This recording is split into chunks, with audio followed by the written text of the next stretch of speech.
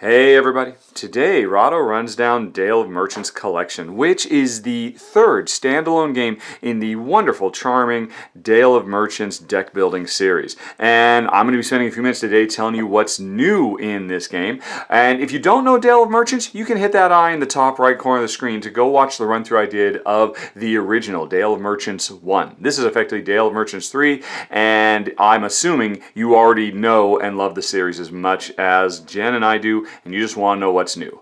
Well, for starters, you get 8 new animal types, all kinds of crazy new stuff that these things throw in. And when I did Dale of Merchants 2, I just basically walked through all of these decks. I don't have time for that today because there's so much more than just these new animals. But if you want, Dale of Merchants Collection actually comes with randomizer cards that you can use combined with the randomizer cards for the previous versions of the game, and then decide what animals you're going to play. The nice thing about these randomizer cards is they give you a little summary of what the animals are about, also how complex, interactive, nasty, and random they are. So anyway, if you want, you can just pause and see what these 8 new animals are all about. There is some really crazy stuff in here, and I'll talk about some of the new mechanisms that get introduced through them, like the day and night that the Mongooses use.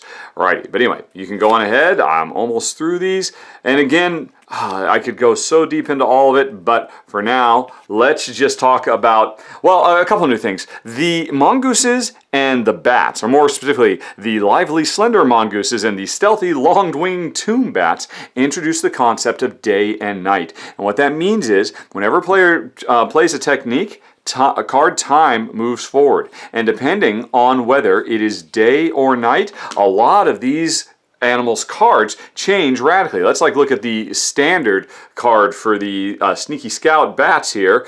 Its normal function during the day is to draw 2 cards from your deck and place them back in any order. But if it's nighttime, well, they're bats and they like it at night. It's from your deck or another player's deck. So this radically changes how this card works depending on whether it's day or night. The standard card for the Mongooses is you can advance the clock on your own in case you want to be able to manipulate some of the other cards he's got. So this concept of time is very, very cool. Really adds something new to the game. Let's see another one. Oh, what is it? The Fickle giant pangolins. I kind of think of these as the Mr. or Ms. Magoo of this game because they're they're just kind of very clumsy and forgetful and all of that. And a lot of their cards use these 2 dice that tell you to what the source that you're going to get a card from is, and what the delivery, where the destination is going to be. So sometimes it might be from the trash into the trash, or it might be from your hand into the trash, or it might be from somebody else's hand into their trash. So there's an interesting level of randomness that gets introduced with these. It's very different than the dice using animals from the previous versions of the game. Oh, also, there's a whole bunch of discs here. I should say everything you're seeing here is prototyped. Yeah, I don't know what the final game will look like, if it'll just be these wooden discs. But these wealthy lizards, they bring in money, which is a way that you can carry purchasing power over from one round to the next and not just be beholden to what you get in your hand right at that given time. Now, there's also these blue discs that get used in a lot of cases to keep track of progress on things. And, well, that gets into a whole nother level of stuff I gotta talk about. But before we get to that, let's talk about some other new things. One, I have to admit this I wasn't too crazy about. In a 2-player game, they're just not that great. But I can see how these traps would be definitely interesting with more players. The way they work is, as part of setup, if you're going to use traps, you choose 1 or 2 traps, or maybe you choose, randomly, and say, hey, this game we're going to be using storage tripwires. And that means everybody gets their own version of this. They put it into their deck, and then this is just another technique card they can play on their turn. And all the traps let you continue playing to combo chain. And the interesting thing about these is, when you play these, you end up putting them in somebody else's deck, in their discard pile, and then it just waits. It's a trap laying in wait for them until they eventually draw it. Because when they draw it, it triggers an event. And all of these events lead to the trap card being given back to the original player who handed it out. Now, of course, again, this is a prototype, but you can kind of get a sense for what these character cards are going to look like in the game. Now, as part of set, if I recall correctly, everybody gets 2 of these, and interestingly, There are 3 levels of complexity. There's the intro ones, like Kahana here, the banker, who basically just gets a gold every turn.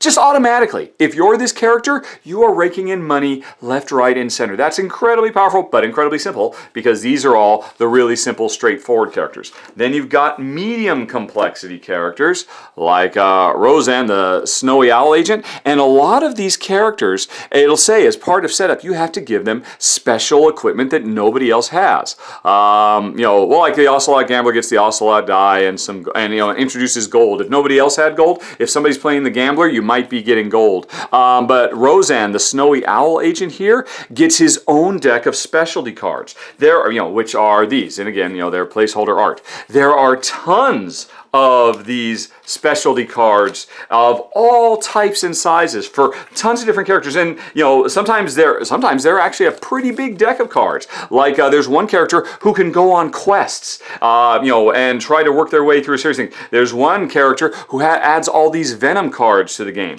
and there's also big specialty character cards too. Like what was my favorite one? See, we played one where I can't find hers. Yeah, it's the mistake list. There's one character, Lesamba, who is just kind of a scatterbrain and occasionally makes mistakes. This is a card that uses these things to keep track. Lesamba, if some player is playing with this character, they can't win unless they've made all of these mistakes. But these are good mistakes. These are basically, this is a card that lets this character cheat whenever they want to say, right, where was I supposed to discard again? How many cards was I supposed to have? How do prices work? It's like making mistakes that a real player would make, except these are baked into the game. If you play as, let's see, actually I think, here she is. Lesamba, the ringtail rookie, because you use these to keep track of. But Wurgit, the gold dust day gecko, he has quest cards. He has a whole system that he uses for questing throughout the game that nobody else does. Jaffram here has a deck of advice cards that he can hand out. And like traps, these are cards that he hands out to people, but he gives good advice, and he always helps your opponents, but he helps himself as well when he hands out his words of wisdom. Or Wallach here, the Northern Raccoon pawn shop keeper, where is it? He actually gets a pawn shop, which is a place that he can keep extra cards. Actually, there's a couple different types of shops. There's the souvenir shop that Jan uses, and then there's this calendar that Philman uses. And basically he stores cards to trigger them later. And I haven't even seen what all these do. I don't know what this game sheet is for Sebastian or this mind card for Ziplomac. But there is so much incredible variety that has been added to the game with all of these characters. And every time you play, you're going to have a different character. You're going to have a different combination of animals. You've got all these cool new features, the day and night cycle, the concept of gold. Of course, you get a new player board as well. This is amazing. Designer artist Sammy Lasco, he has just pushed this into the stratosphere.